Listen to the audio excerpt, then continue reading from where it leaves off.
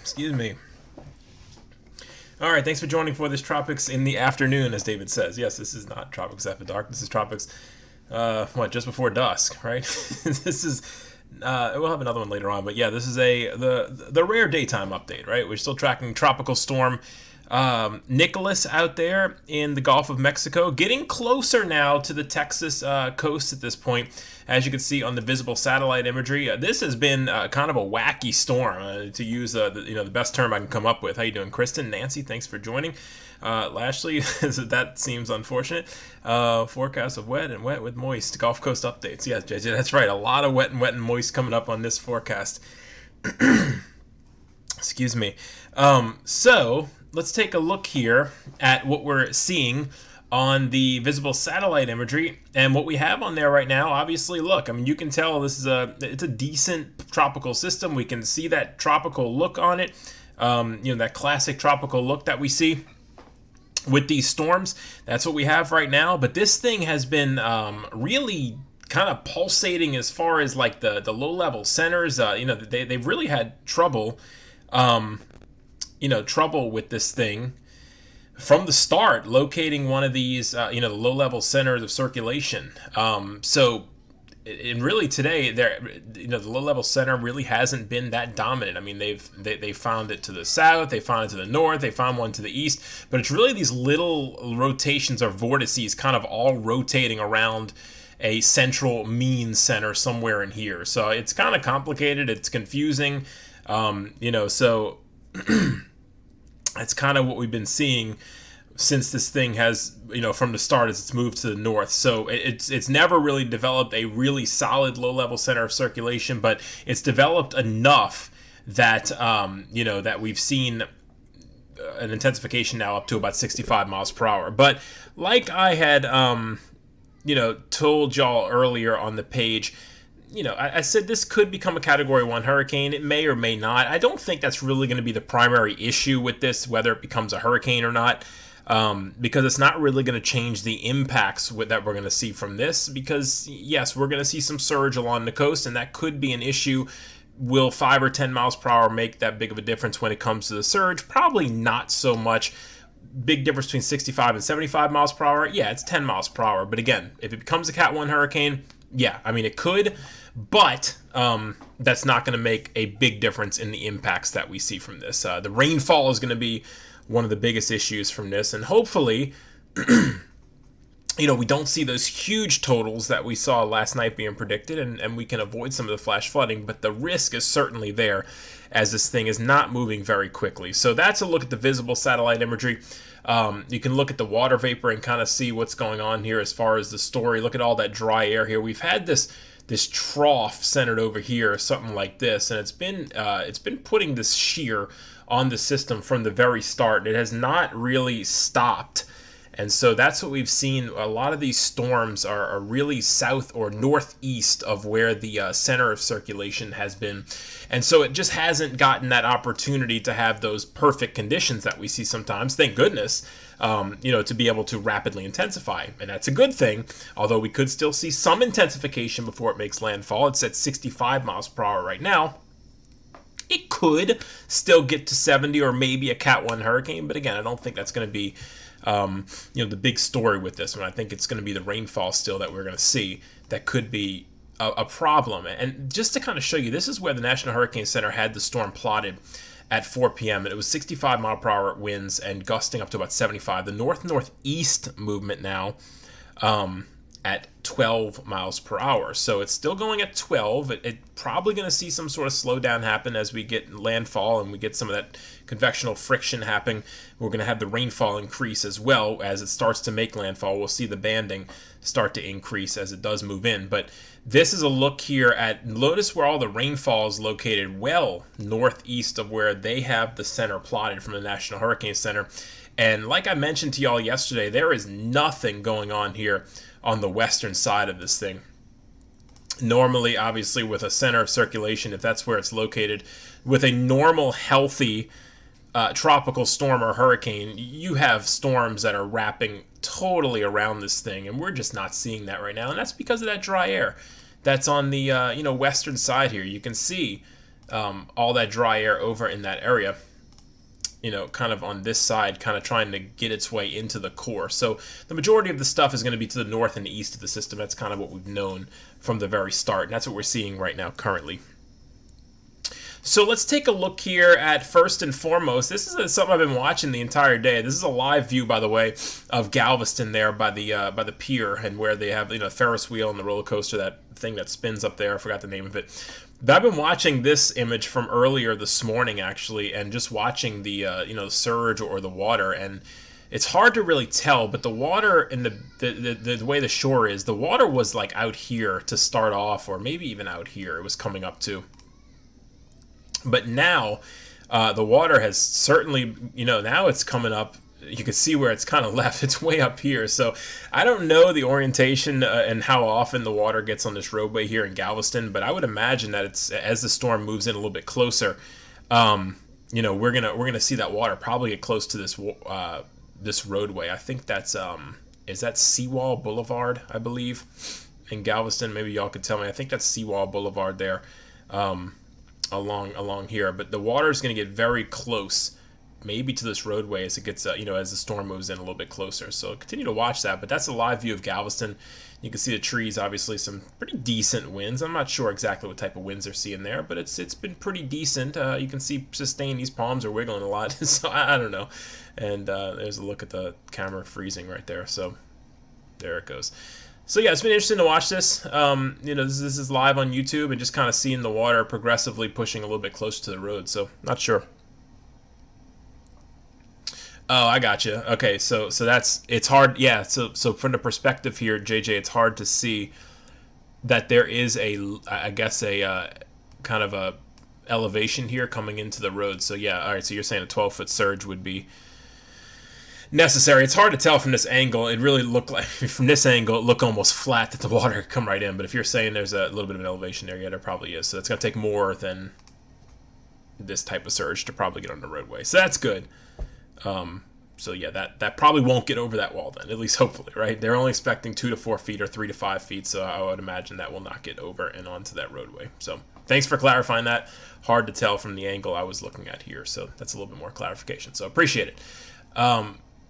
Again, I don't know all the geography along the entire Gulf Coast. I know Southeast Louisiana a lot, but as I go around Texas and all, I just don't know everything about the geography. So I appreciate y'all lending me some information there, because I could not see that super drop, as JJ says. That was on the video. It wasn't really apparent. So thank you for that. All right, so here's a look at the current cone from 4 p.m. update from the National Hurricane Center.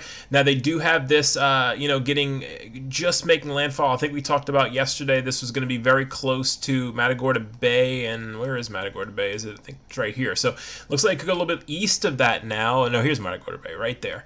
And so we're talking about coming inland here. That's Bay City right here. But again, it could be a little east. It could be a little bit west. But we get this is 70 miles per hour, by the way, and that's at 1 a.m. tonight. So later on tonight at 1 a.m. we could see this thing already have made landfall. Maybe not if it takes the eastern side. Remember, it's moving north-northeast right now. So could it go a little bit more to the east? Maybe so. We'll have to watch and see. But the National Hurricane Center does predict this to get up to 70, gust up to 85. Could still get to Cat 1 hurricane strength. It's going to be interesting to see. It's only 4 miles per hour away right there. If they're projecting 70 miles per hour. So certainly on the table as one of the scenarios there. But here's where we look at what's going to happen after that. Now notice all of this, right? All right, so you can obviously see that there's a lot of rainfall associated with this system, all right? And all the heaviest stuff is still kind of offshore. We can go over to the radar and kind of see what's going on here on the radar. So the reds and the yellows are the reds, oranges, those colors are the ones you don't want to be in, right? That's the heavier rainfall. And we're just starting to see this push in a little bit, right? So if we zoom in a little bit, over here toward Port O'Connor, although Port O'Connor they're getting a little bit of rain, but the heavier stuff is still kind of east of there. But all these areas here, so Freeport, Treasure Island, Jamaica Beach, Galveston, Lake Jackson, probably just getting moderate rainfall right now. There is some heavier stuff that's a little bit offshore and will probably be pushing in soon. And so the concern is this continues to push up to the northeast. It's not going to be moving very quickly, and these rainfall totals can start to accumulate a bit.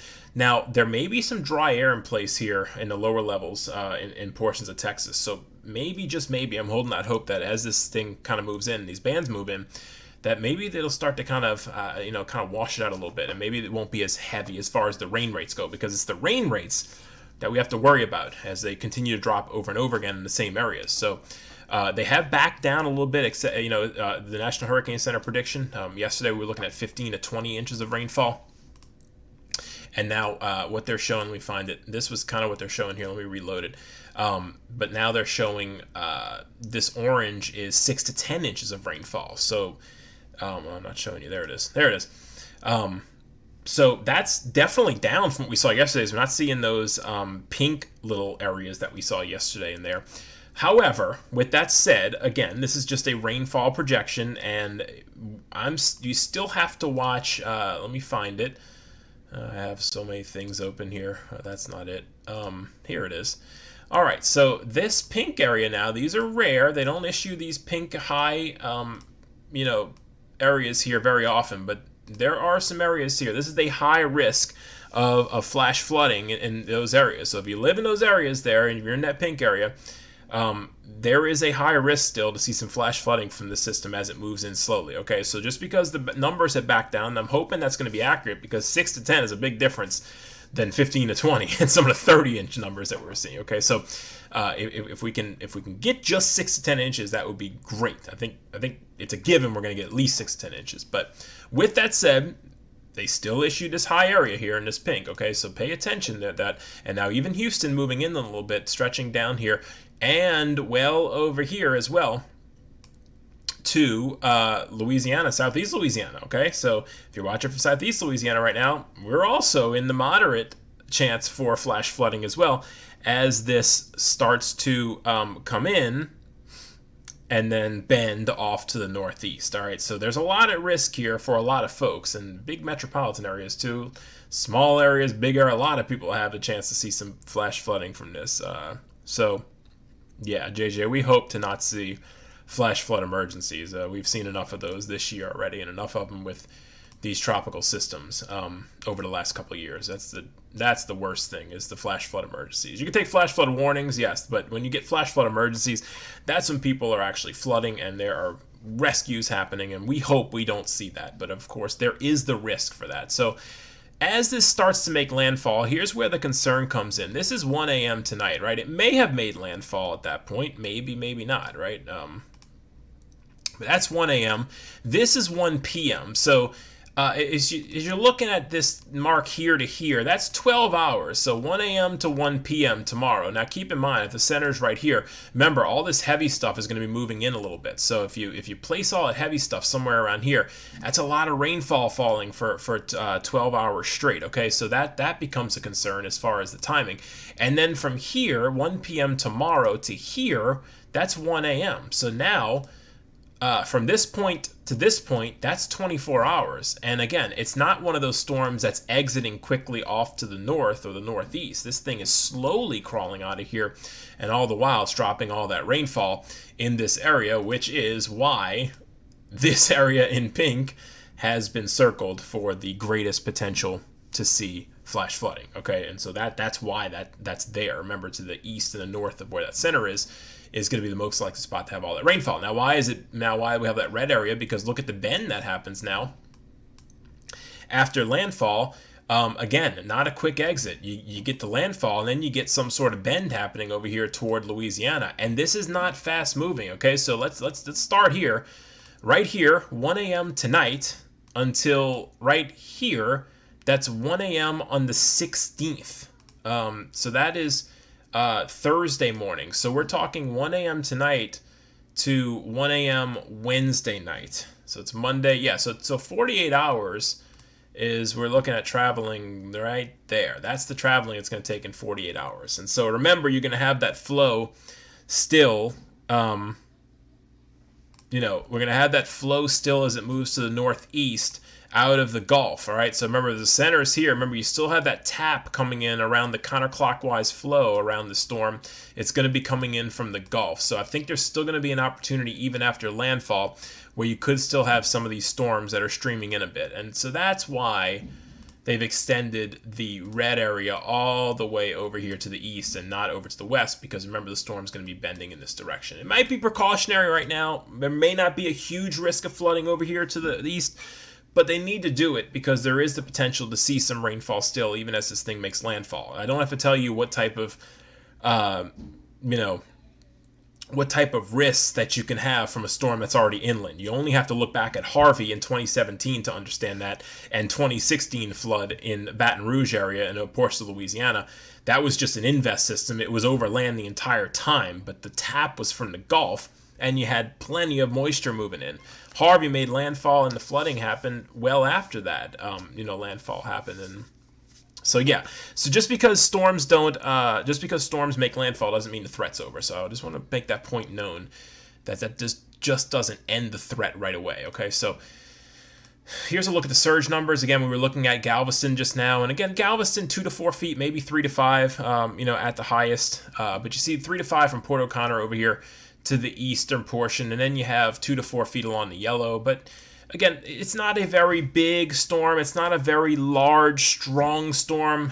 So the surge is not the biggest issue here, although we still will have some water rise anytime there's a tropical system out there with a persistent flow that's going to be like this. Remember, and the slow movement is going to keep that persistent flow. So these 2 to 4 numbers I think is pretty good. It might even be a little bit higher to 3 to 5 in that area.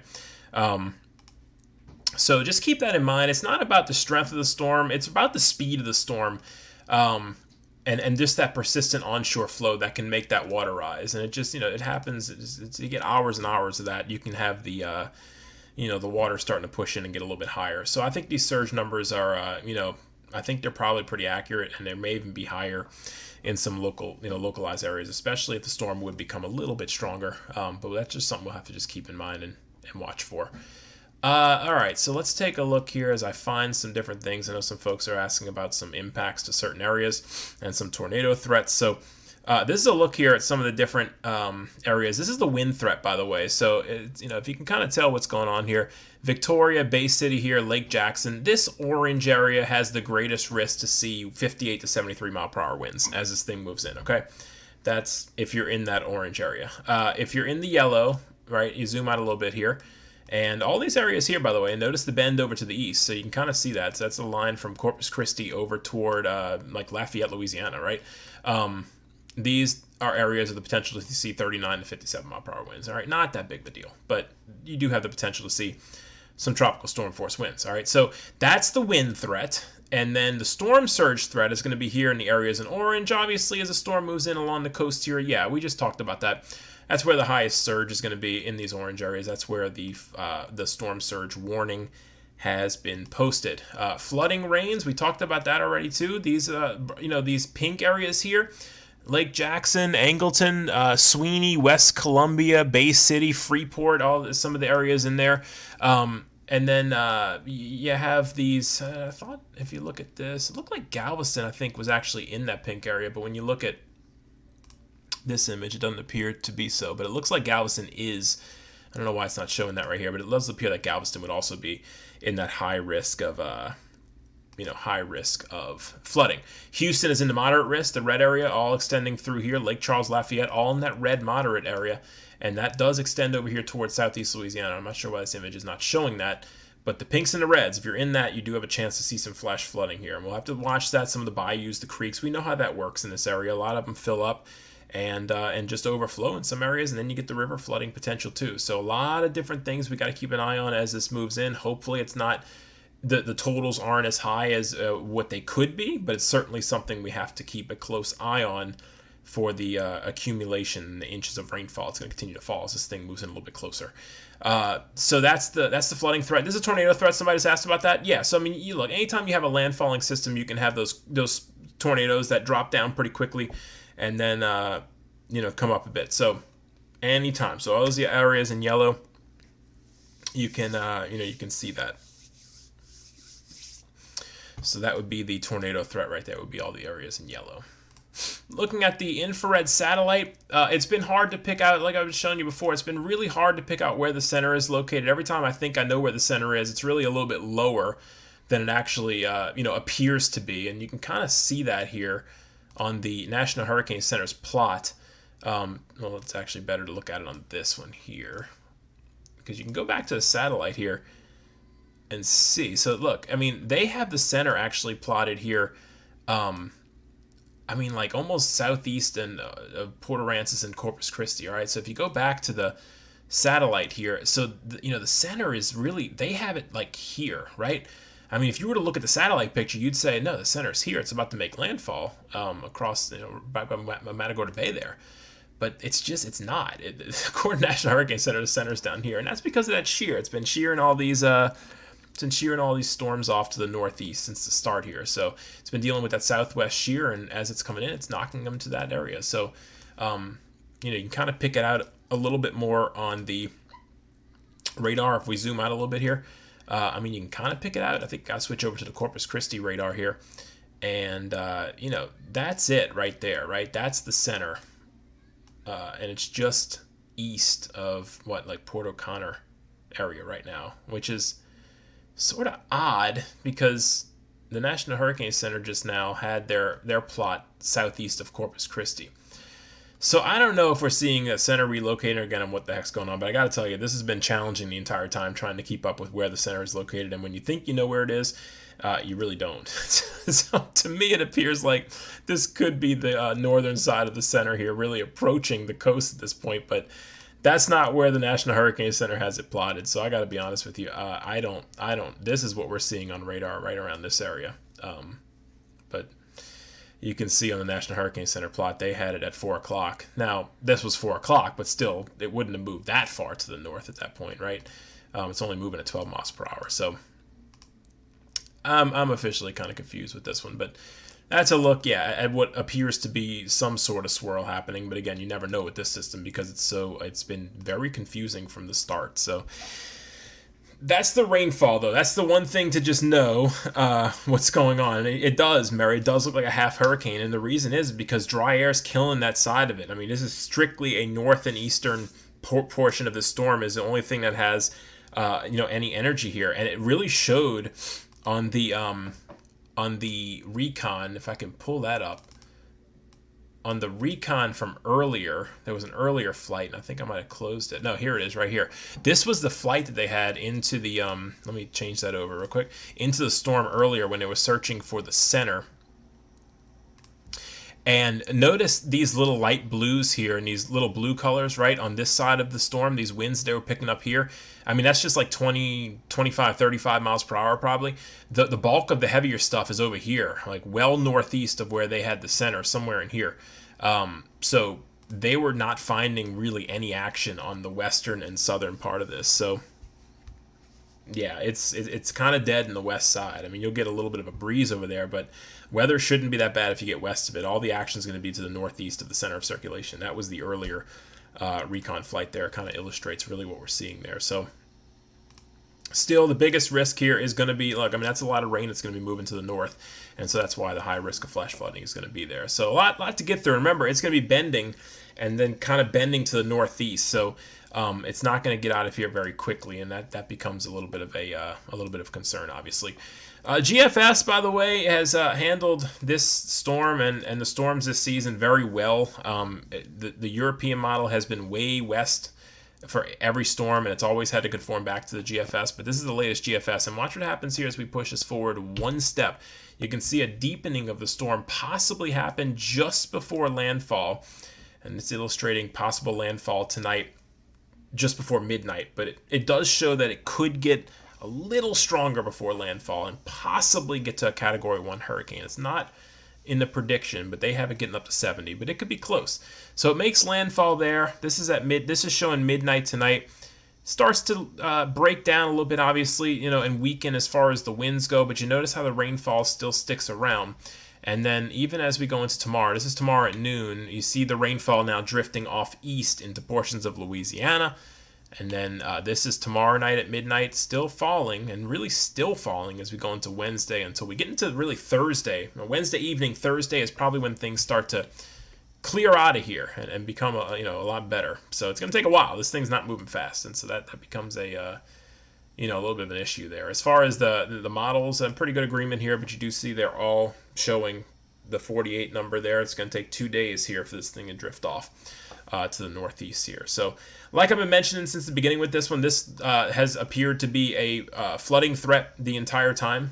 Looked like the biggest risk with this system was going to be the flooding threat. I still stick with that. We have a surge thing, surge is going to happen. We have some water rise happening, but again, not a huge hurricane, not a big push of water coming, but there's a lot of water coming in the form of rain that's going to be falling here, and you can see that on the radar. There's a lot of junk coming in, and it's not that